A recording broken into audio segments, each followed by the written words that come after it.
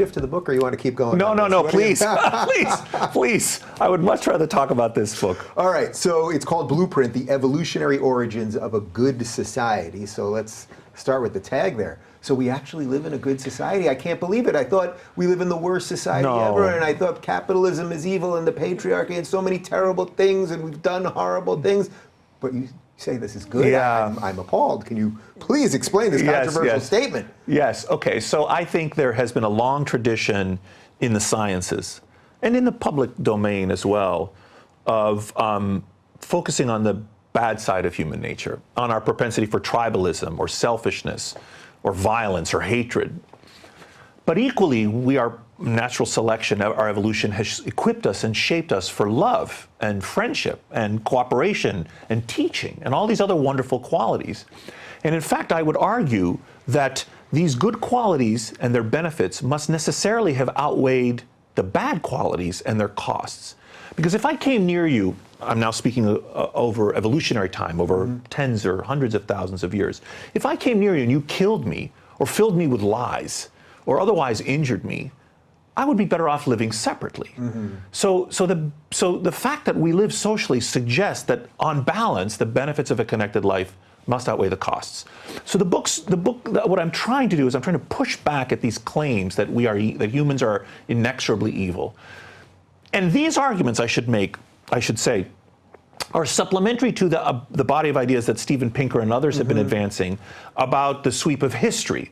So where Steven is interested in historical forces, I'm interested. I think the book's over there. So. Yeah, and Amy's I see, and a bunch of other. Yeah, there's Stephen, Amy, all my friends. Neil. The whole crew. Yeah, right, the whole crew. I got it. So you want to be in that Yes, section. please put me over there with those guys. Section. Yes, Okay. exactly. You like some of those guys. Yes, and Shermer's book I can see. Yeah, these are great.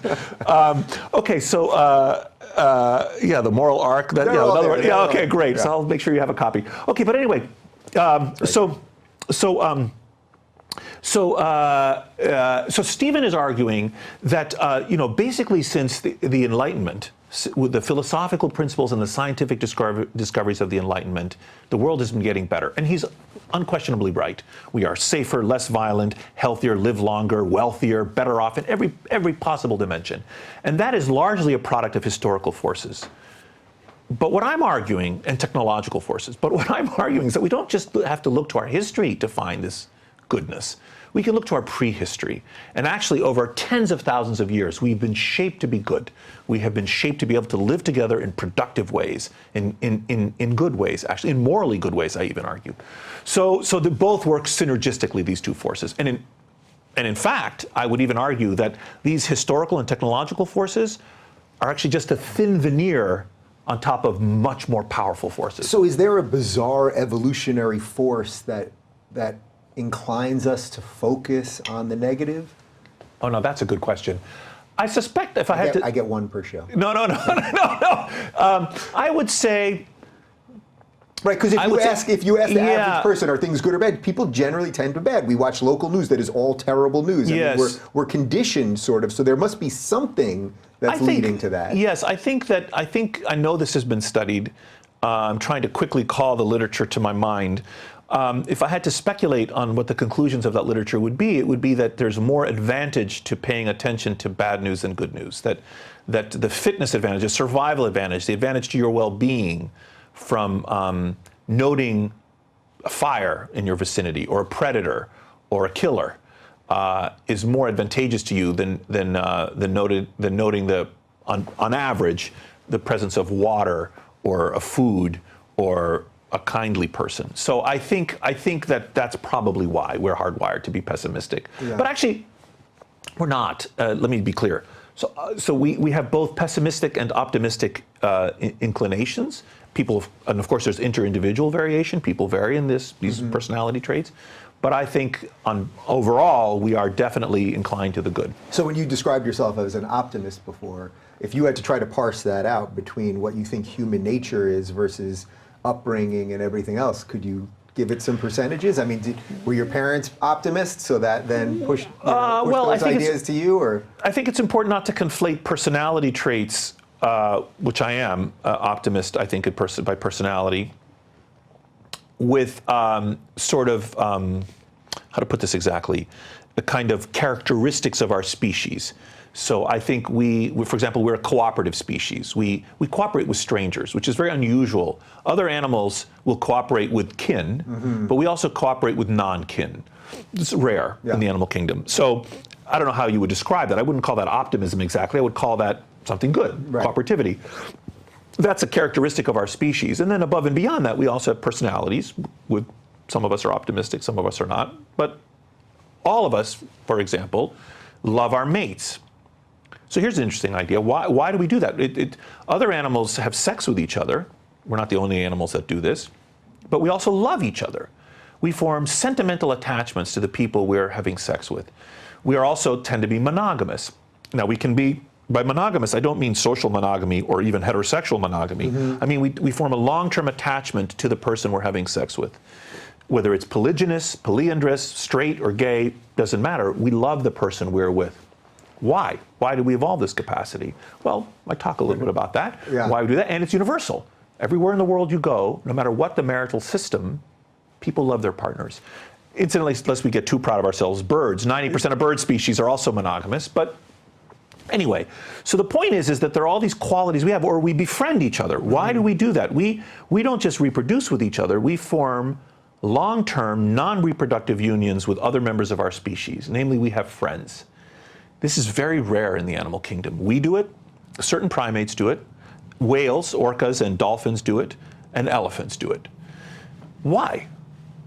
Well, there's a reason we do it, and it's a wonderful quality of our species. So do you think societies should be organized to help these institutions? I mean, this is where I could throw out Jordan Peterson's enforced monogamy line. Yes. And people had a field day with that, and all he really was saying was that societies should kind of look at marriage as a decent thing because it's a foundational thing that will help you build a family and help you build a full life. Do you agree that that's part of what would lead to a good society, or what should be instilled in a good society? I talk about that in the book. What I talk about is that we should be very wary of efforts to engineer society in opposition to our evolved proclivities. So societies that try, for example, to prevent loving attachments. I talk about communes, for example. Communes have a problem because in a commune, they want you to feel loyalty to the group, to the commune. So therefore, feeling a love for your partner is a threat. So many communes have gone to opposite extremes, both of which are attempting to solve the same problem. So on the one hand, you have the Shakers who say, no sex, no loving attachment. On the other hand, you have communes that say polyamory. Everyone loves everybody or can have sex with everyone. Both of those are attempting to sever an individualistic connection between two people, which therefore and the same thing happens in Eastern Germany, where they try to sever connections with friends, right? My friends could be spying on me or ratting me out to the Stasi. Wait, it's worth sitting there for a second because it's a fascinating idea that it's the same force at work. Whether you say to people, don't have any relations, is actually the same force as have relations with everybody. I mean, that's not something that the average person is thinking about, but if you're just having relations with everybody, you're actually having relations with nobody. That's right. So they're both of those extreme strategies are tackling the same problem, which is the threat to the collectivity of individual relationships, whether it's with your partner, your sexual partner, or, as I was about to say, with your friends or others. So collectivist societies will often everyone call you comrade. So everyone is your friend. Same as having polyamory, right? It's like the polyamorous equivalent to everyone dresses the same. We all call each other friend. No individual identity. It's a kind of science fiction dystopia, actually. So the argument I make is that we should be very wary of efforts to engineer society in opposition to our interests. They're bound to fail, is my argument. Now, there are brief moments of time and certain cultures where you can apply a tremendous cultural force and suppress some of these innate tendencies. So, for example, I talk about the na. So, if you look at societies around the world, the expression of love for your partner is seen universally, except perhaps with one exception, which is the Na people in the Himalayas, who've organized society around brief sexual encounters. You're not supposed to love your partner.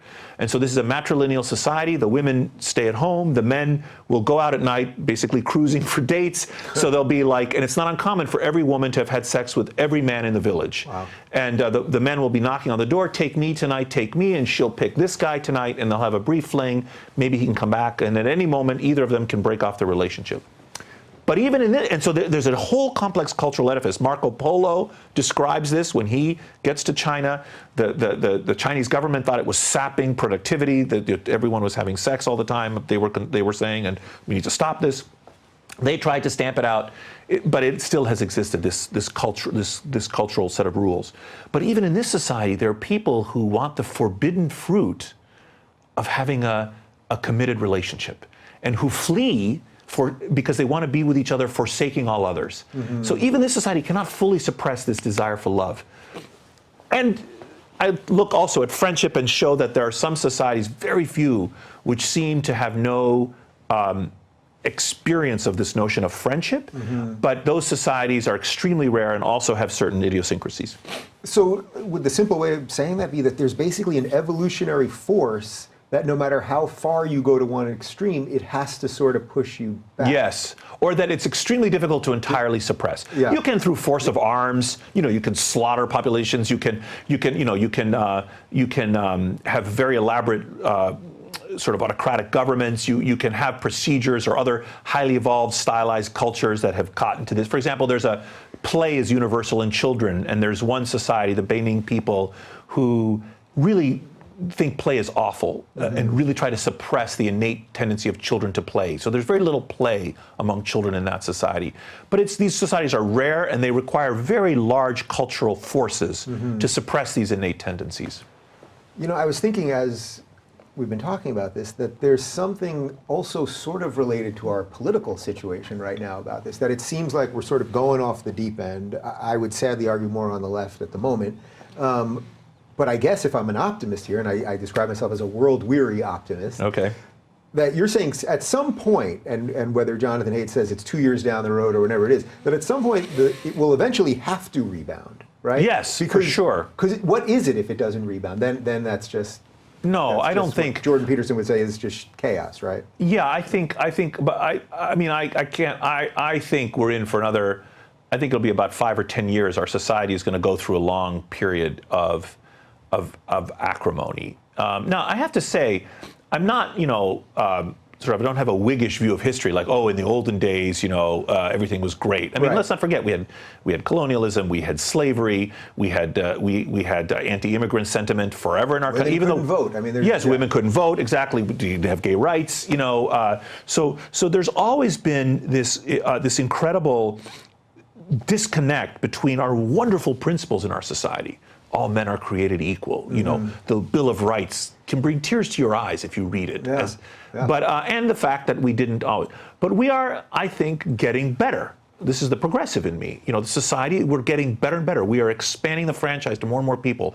We are opening up our democracy. We are extending rights. We are extending liberties. Now, of course, the libertarian will say the government doesn't grant liberties. Right. We are protecting liberties, or we are trying to stay out. But you took it right out of my mouth. Exactly, and I agree with that. Actually, I don't think the liberties are the government's to grant. But anyway, so but I think our society is getting better in these regards. I don't think you could say otherwise. So I think that we will get there. It's just going to take some time.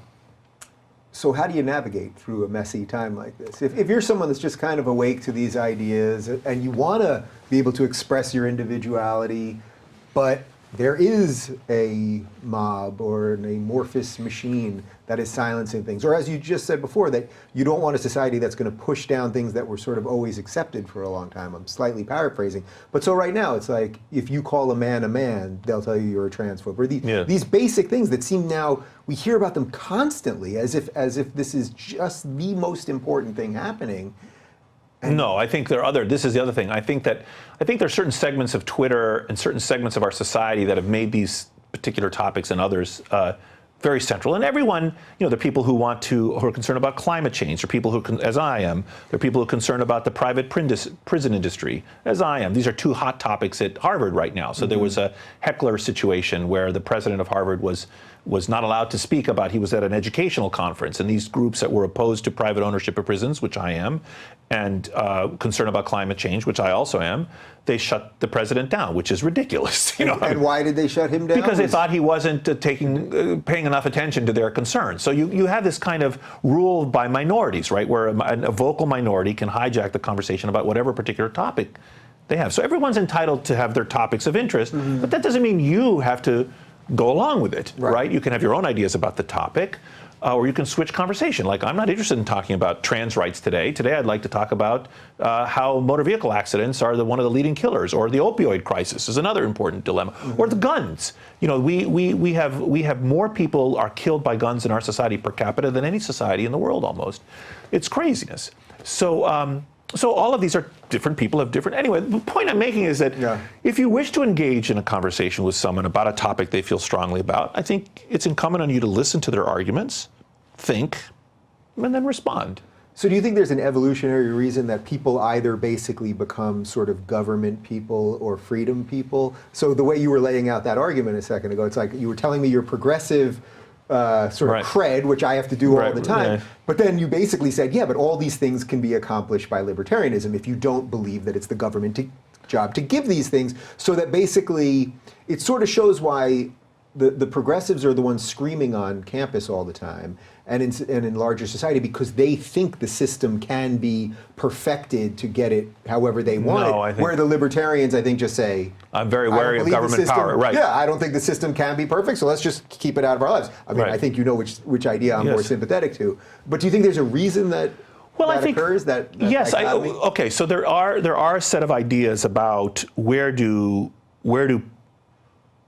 So the content of political beliefs, like whether, for example, you believe in whatever it is, the belief you have about a particular topic is, of course, not evolutionarily shaped, but there is a kind of evolutionary shaping to whether or not you are more conservative or liberal. Right. So that's what I'm trying to get. Yeah. So some people are more rule-abiding, and there's a good, for example, children that listen to their parents might be more likely to survive.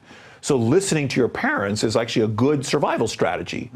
On the other hand, too much obedience is also bad. You can be led like a lemming off a cliff. So occasionally you need to not listen to what everyone else is doing. So both are advantageous, and we're equipped with both abilities, and there's variation across people, and it's a complicated topic. So nobody thinks there's like a genetic background to being a Democrat or a Republican, but there is evidence that there is a kind of genetic predisposition to certain political poles. But what I would say, though, is that we live in a plural democracy. So you're going to have to compromise. If you're a libertarian who thinks X, Y, and Z, and you're going to be in a society with other people who think different things.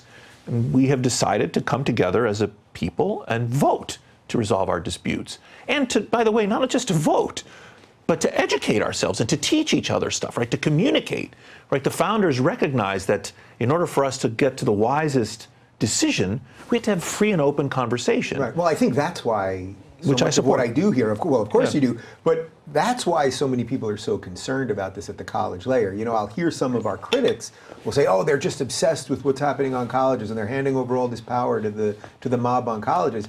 But then every day we see it then leak out. And also these people will be the leaders of tomorrow. That's why I don't think it's overestimating it, even if it is a small minority, which we agree. The amount of power they can extend seems to be way disproportionate to the numbers. For sure, I would agree with that. I would agree that the vast majority of students on any college campus just want to get a good education, and many of them have other political concerns other than some of the ones that are getting a lot of attention. So, even for example, people are concerned about the opioid crisis. They're concerned about gun violence. They're concerned about police brutality. They're concerned about the climate change. They're concerned about all of these issues, which I think warrant concern. We can perfect our society. We can be better than we are. And I generally... Do you think we can perfect it? I agree we can be better than we are, but you think we can perfect it? No, I don't think we can have a perfect society, but I think we can make it better than it is. So by perfect, I mean improve. Okay.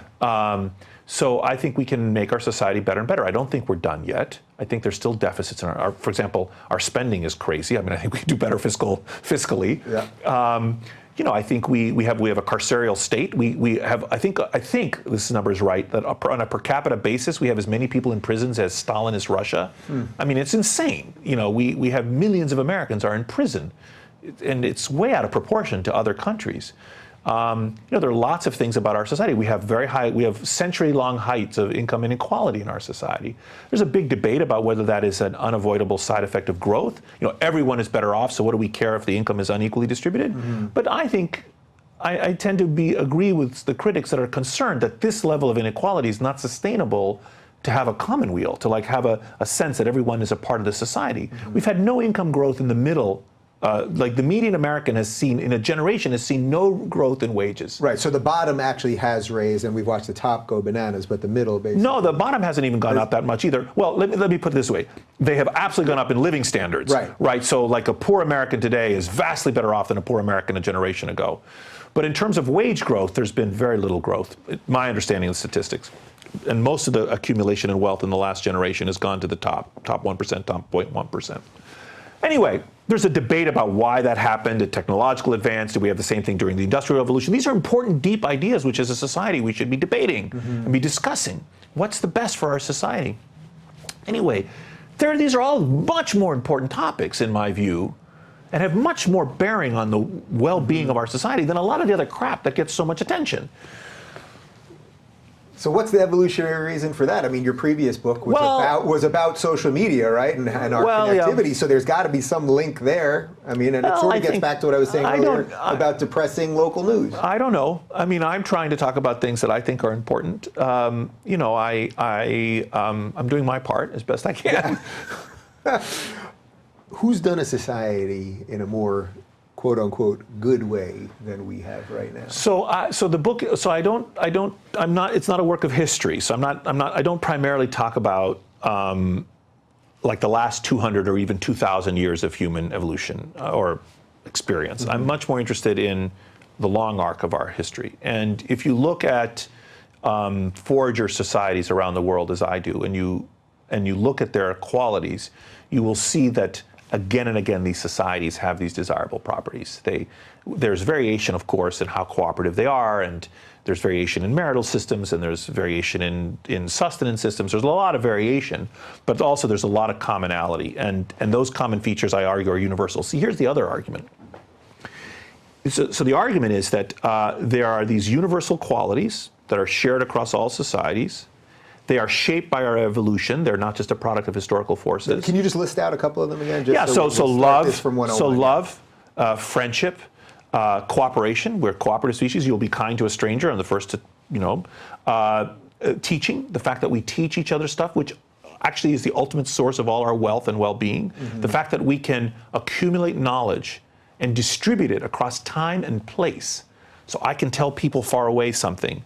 And when I'm born, I benefit from all the other knowledge that has been produced for the hundreds of thousands of years before me. Is astonishing, actually. And I would again argue this is why what's happening on colleges is such a concern. I would agree with that. There's a connection there. Like our capacity to teach and to create environments in which we foster teaching and learning are crucial. Anyway, also mild hierarchy. We are a species that we cannot survive with no hierarchy.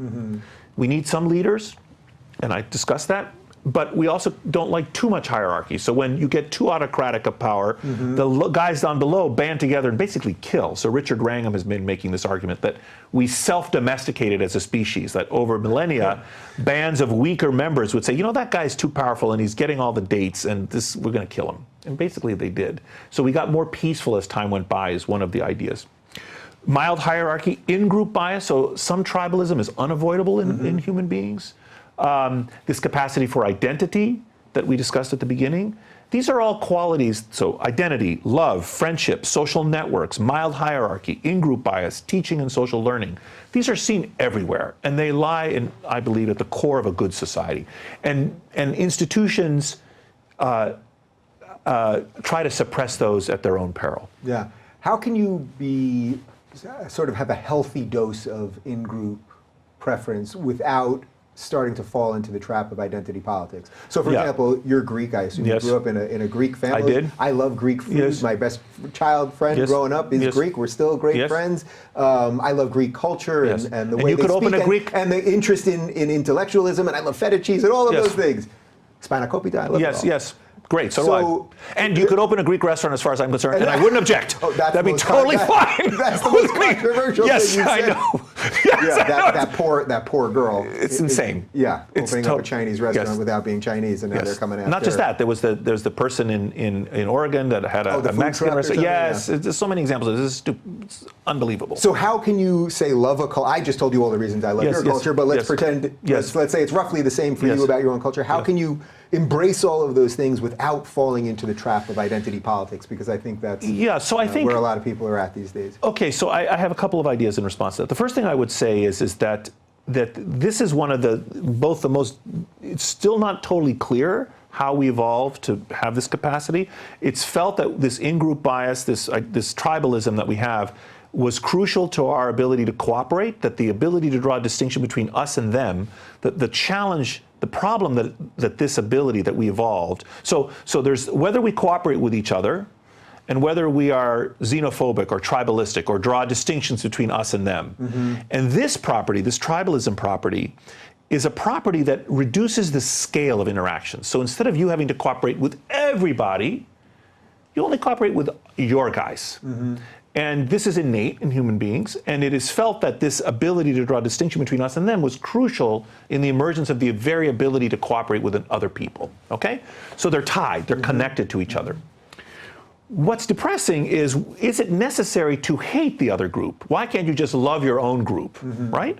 So why could you be indifferent to the other group? Or even admire it and say, that's them, they're not us, we like them, or we're indifferent to them. Yeah, right. Why do we have to kill them, right? Like why, where does the killing part come from? Right. And this is complicated. We don't exactly know like where the hostility comes and whether, but we tend to see this hostility. So for example, there are famous experiments that have been done with little toddlers. You can randomly assign toddlers to different t-shirts. You can test that the toddlers understand that this was random, that there was no merit to whether they got the yellow t-shirt or the green t-shirt. Mm-hmm. And yet as soon as you give them the t-shirts, the yellow t-shirt kids say, those green t-shirt children, they shouldn't have toys. They're bad children. They don't deserve, anything. It's insane. Like you can, this is called the minimal group experiment. So with the most trivial of interventions, you can elicit in us this dislike of the other. However, this is not the only tool that evolution has given us to live together. Mm-hmm. This ability to draw the boundary between us and them. There are a couple of other tools. And before I tell you what those two other tools are, let me just say one other thing. So if you think of our society as here's our whole society, and here's our groups in the middle, and here are individuals at the bottom, if you're struggling with the problem of tribalism, there are basically two ways you can go. You can go up a level and broaden the boundary. And you can say, for example, we are all Americans, right? You can say, because we all have the capacity to draw the boundary, we are evolved to have that capacity. Now you just say, actually, these little group boundaries that we were paying attention to, they're not relevant. And right. So basically, take all the ethnic divisions, or other divisions, religious or immigrant or whatever it is. And say we're all Americans. We're all Americans. But it's another group at a higher level. Exactly. So you move up a level and you efface tribalism by appeal to larger groups. This has been part of our history since the beginning. De Tocqueville talks about this. We're a nature of joiners. Anyone can be an American. That itself is part of the American project. It's astonishing.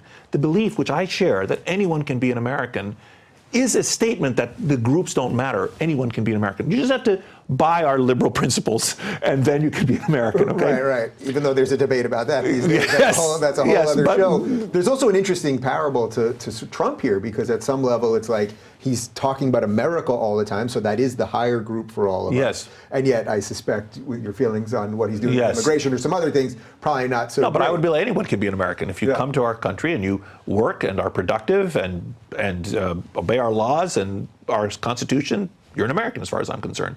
Didn't matter whether you came from Mexico or, one of the 4 Mexican countries, as he said, Anyway, okay, so whole other show. Whole other show. Okay, but another solution, okay, to the groupism, the tribalism, is to go down a level. Remember, we talked earlier about individuals.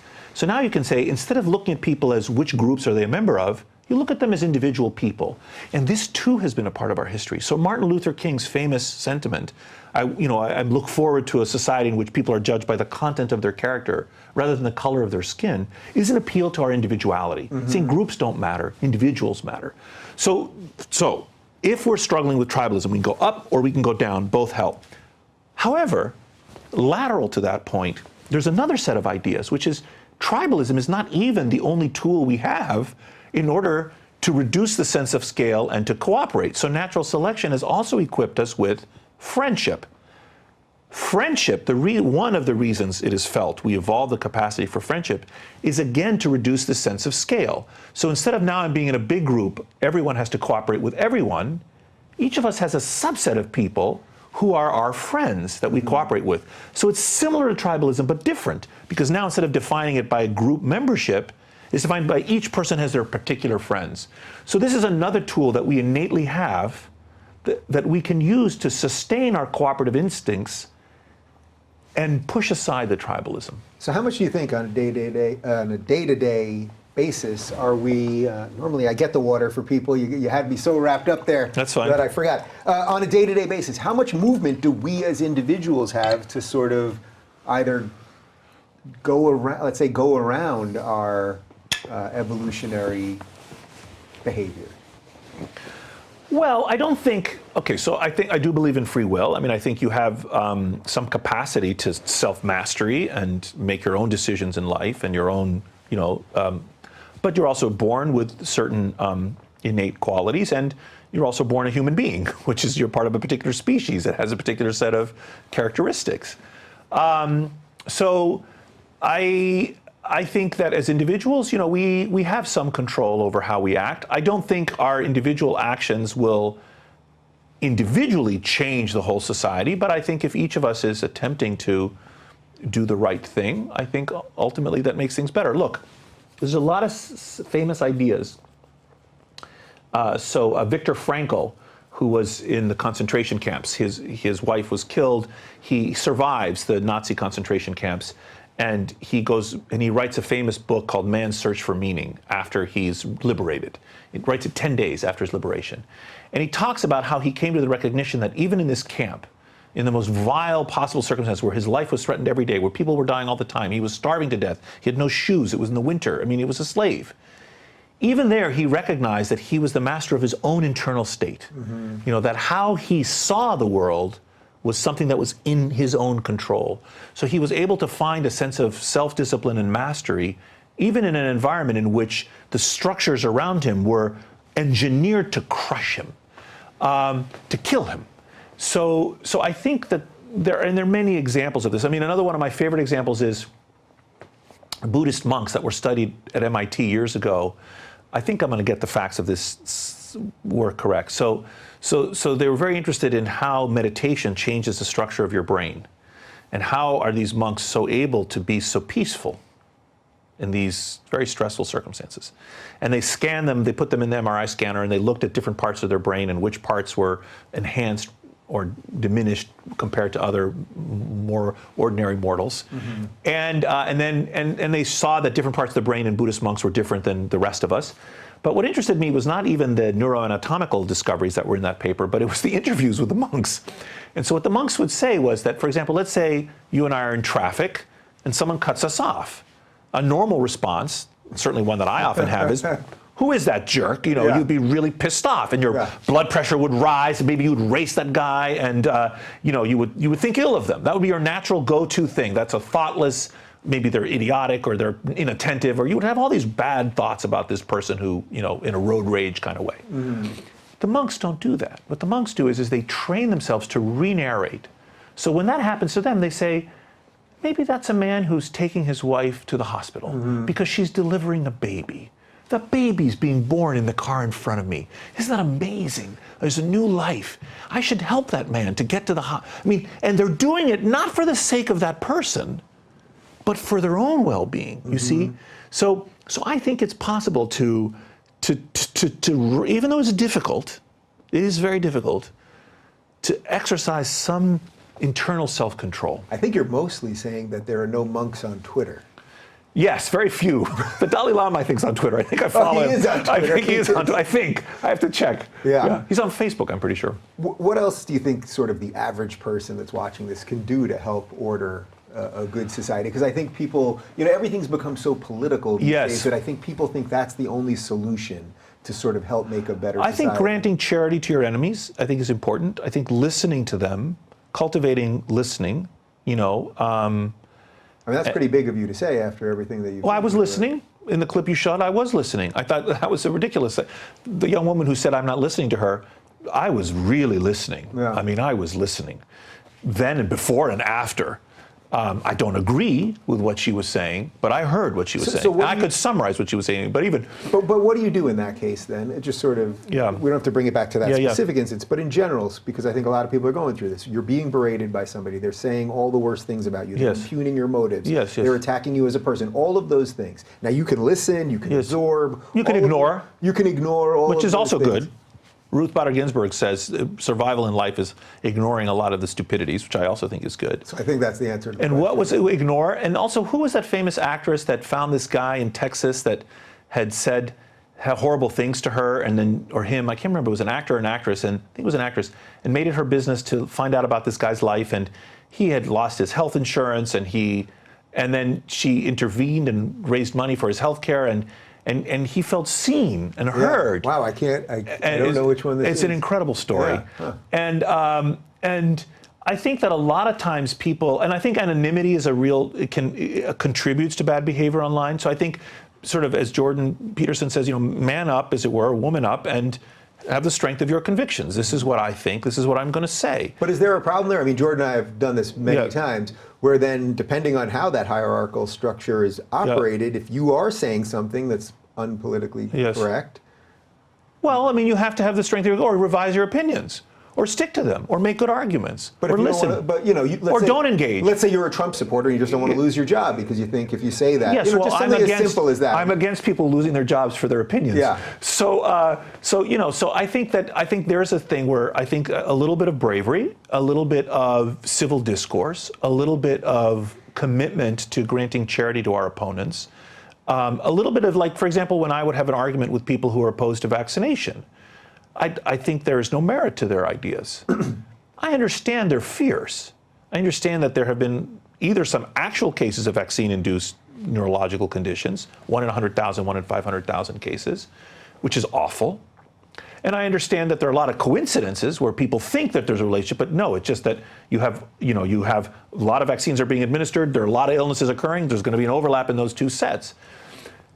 And I also know the data on how how vaccination is like a 20th and 20th, it's actually more like even a 19th century triumph. I mean, we've mastered these diseases, we humans. It's astonishing what we've done through our capacity to teach and learn and engage in science and so forth. But I would engage that person. I would talk to them. I would say, let me talk to you about your beliefs. And because I think that that's the only way to get them to revise their beliefs. I think telling them they're fools doesn't help. Yeah.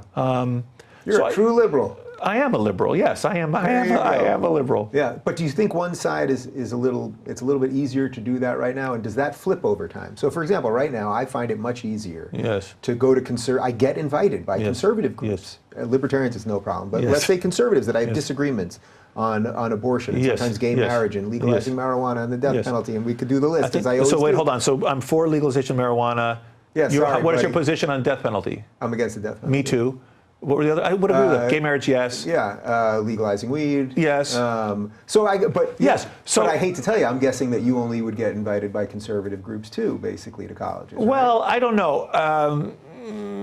I don't know. I don't get that many. I mean, usually my invitations are scientific. Like, I'm a scientist. Like, I give talks about my science. So I have not historically been very politically. But what I'm getting at really is that at the moment it seems very obvious to me.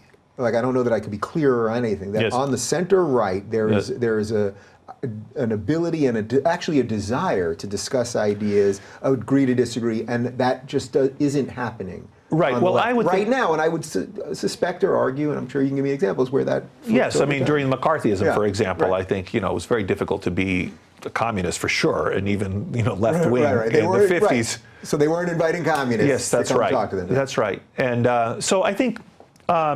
I honestly don't know the answer to that question. I think there are subgroups on campus which are still committed to debate. Like you get the political unions. These guys love to argue, these young people.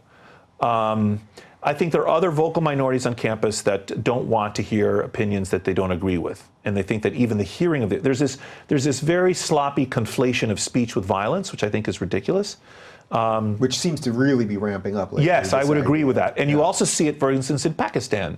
They will kill apostates. Well, that's answering speech with violence. If you actually think that someone believing in a different God and expressing that belief is violence, then the country justifies killing that person. Or in Brunei recently, they had the same kind of situation. I think this is I strongly reject that belief. We have different words, and there's a totally different meaning between speech and violence. So I don't know how we got onto that topic, but so I think there are groups of people on campus who do conflate speech and violence. I think that's a problem. But there are also many groups that are very, very vigorous political debates. I think one thing that is different. So I'm in my 50s. When I was in college in the 80s, we would stay up late and argue about politics with our friends. With our friends, notice I said. Yeah. My friends. Yeah, me I would too. argue with my friends about politics. And they were my friends. I don't think that happens very much anymore. It does in the political unions, in the debate societies, but in the broader college, I think if you have a different opinion about abortion, for example, you really can't express that. See, but the weird thing is that it is happening with conservatives. Well, because they do believe. I mean, I go to these things and I have these debates with these kids over all. And they're better debaters because they have more experience. Yes, arguing with people they disagree with. Yeah. Yes. They get a better education in some ways because they have to constantly defend their opinions. It's a weird thing being a liberal having to say that. Yes. I think, well, I mean, this is the thing, why in martial arts, for example, why do we bow to our opponent? You learn more from the people you disagree with than from the people you agree with, right? And J.S. Mill's famous saying, he who knows only his side of the case knows little of it. I think that's where your ideas get better when they are tested, when you argue with someone you disagree with, and I think cultivating those kinds of conversations, disciplining yourself to be able to have arguments with people you disagree with, improves your ideas. And actually, you should be grateful to that person. They're a more interesting person in some ways. Now, you don't have to be best friends with that person necessarily, although you can be. But I think it makes you smarter. That, my friend, is a nice closing statement, and you've lived through it. I mean, that's the point. You lived through the forces that so many of us see now as such dangerous forces in society, and now that you lived through it, you flourished, and you've got another book out and all of those things. So, well, I would say, I would close with saying, I really believe that that the arc of our evolution is long, but it bends towards goodness. Sounds good to me. You guys can follow Nick on Twitter at @NA Christakis, and we'll have a link to his book right down below.